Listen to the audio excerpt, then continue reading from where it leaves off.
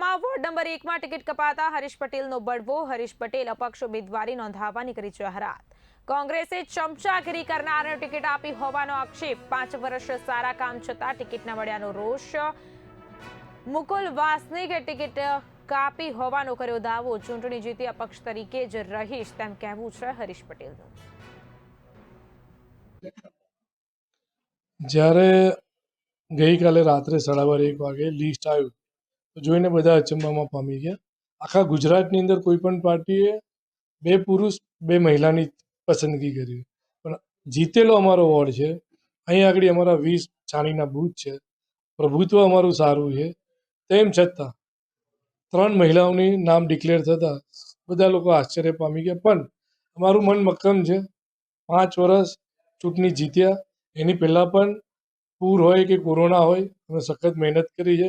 5 વર્ષ બી લોકોના વચ્ચે રહેલા છે અને અમે નક્કી કરેલું છે કે અપક્ષમાં લડવાના છે અને એ ડિસિઝન અમારું ફાઇનલ છે.